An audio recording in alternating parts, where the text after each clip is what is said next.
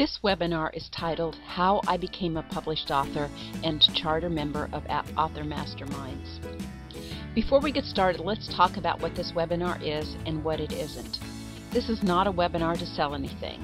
You will not be asked to purchase one of my books or to become a client of my publisher. As the title states, today's webinar is my story about how I became a published author and charter member of Author Masterminds, and why this may be important to you.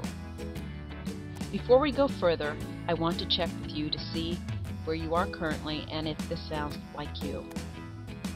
Are you attracted to mysteries and adventures? Do you enjoy novels set in the untamed wilderness? Are you fond of thrillers where characters must navigate a hostile environment with raging storms, dangerous seas, and Kodiak bears and other wild animals? Does the mystique of the Alaska wilderness appeal to you? In the next few minutes we spend together, I think you'll enjoy learning about me. I know I'm looking forward to meeting you, even if it's only online.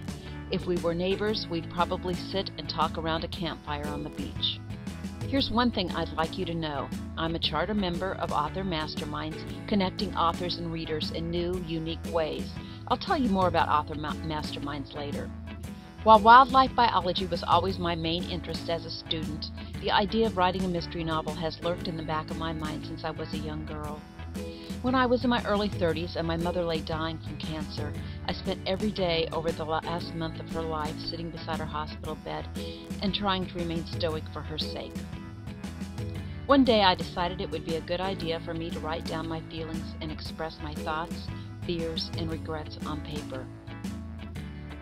I began to write, but before I completed a page on how I felt, my writing diverted into a fictional story where a car careened off the road in front of me and the driver whispered an urgent, nonsensical message in my ear as I tried to tend to him before he died. I was hooked on creating and writing the story from the moment the seed of an idea for a plot popped into my brain.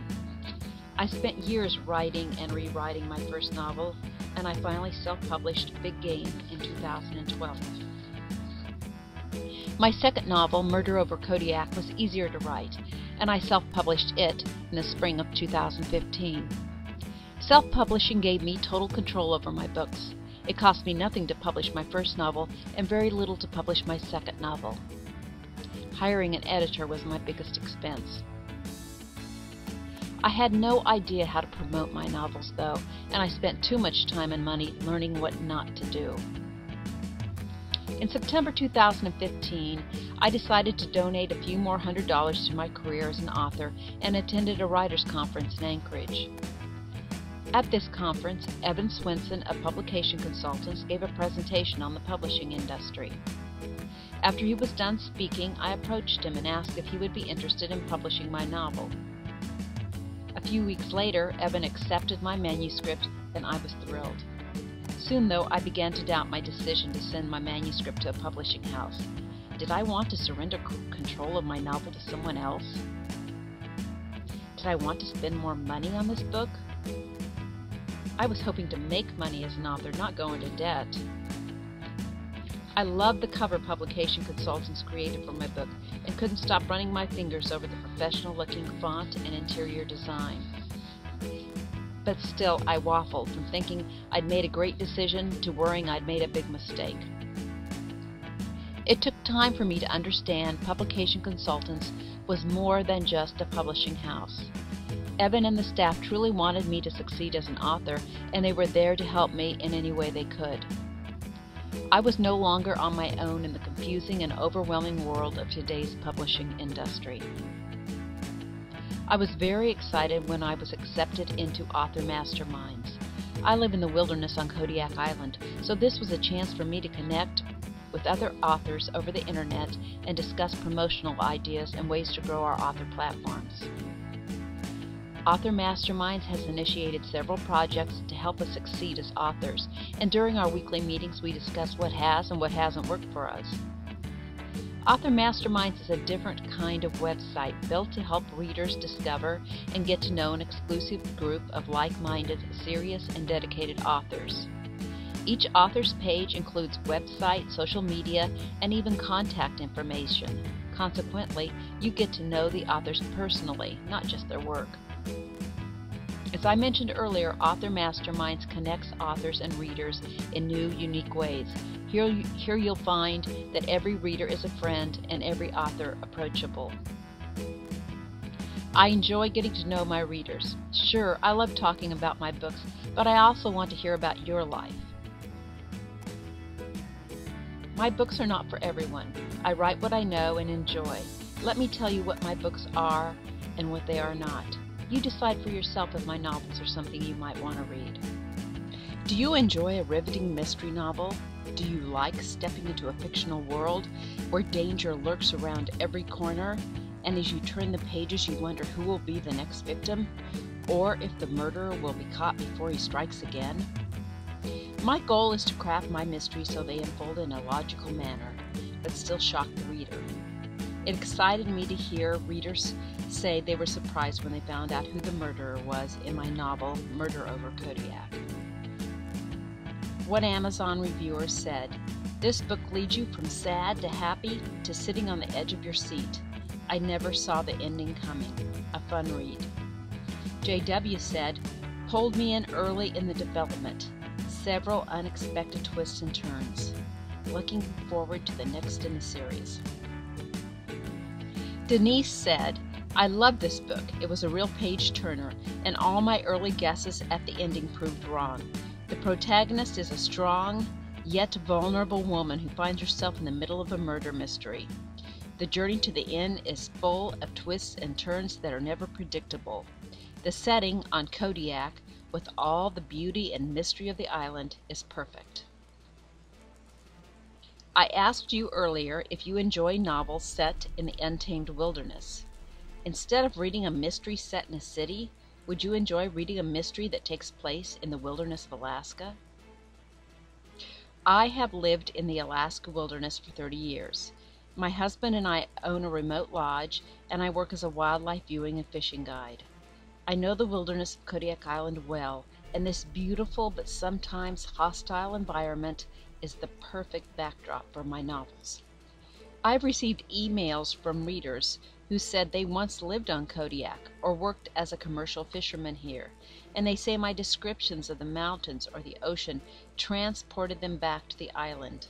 I'm grateful for such comments because I work hard to pull my readers into my fictional world and to give them a taste for the actual environment in which I live. As one reviewer said of my novel Murder Over Kodiak, "Barefield's descriptions are wonderful and vivid to the point that I felt the scenery as I read." Another reviewer said, "Apart from the superb plot that unfolds with the methodical pacing of the best police procedurals, what distinguishes Murder Over Kodiak is how well author Robin Barefield renders Alaska itself as a living, breathing character." These reviews made me happy because I want to put the reader on a Kodiak beach, in a plane flying over the island, on a boat plowing through waves, or in the unique commercial fishing port of the town of Kodiak. I want to pull you into my world, at least for a few hours. Are you fond of thrillers where characters navigate hostile environments, raging storms, Kodiak bears, and other wild animals? I have had more than my fair share of experiences with wild animals in Kodiak's tempestuous environment. As part of my job, I assist my husband Mike to guide bear viewers, and we lead our guests to the banks of salmon streams where we watch Kodiak bears in their natural habitat. Bears usually are more afraid of us than we are of them, but we have had a few exciting encounters over the years. One time, we were walking along a beach with our guests when a bear raced out of the woods and stood 30 feet above us on a cliff at the top of the beach. She woofed and popped her teeth, a certain sign she was upset. Mike yelled at the bear to let her know we were humans and not another bear. She paused for a moment and then stepped closer to the edge of the cliff, now frothing at the mouth and growling. Mike jacked a shell into the chamber of his rifle, hoping the metallic sound would dissuade her, but instead she became more agitated. He fired into the ground in front of her, and she paused, for only a moment before she tore down the cliff toward it. She was so fast I couldn't even process what was happening. Mike knew he had no other choice. He was raised in the Kodiak wilderness and had been guiding hunters and fishermen all his life. His reflexes kicked in and he shot the charging bear. She died 6 feet from him. Shock and sadness were the first emotions I experienced, but I never doubted Mike's actions because he had no other choice. Kodiak bears rarely charge humans, but after I experienced a charging bear, my respect for their power and speed increased dramatically. I try to portray bears and all other animals as realistically as I can in my books. The characters of my novels rely on float planes to travel around Kodiak. Much of the island is a national wildlife refuge with no roads, so most places are accessible only by float plane or boat. With its mountainous terrain and maritime weather, conditions are often poor for air travel, and my characters, like me, have many adventurous float plane trips.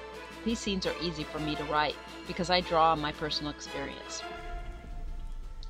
I used to love flying in small planes, but not long after I married Mike and moved to our home in the wilderness on Kodiak Island, we flew to Barefield Lake on the Alaska Peninsula, where we had a hunting camp.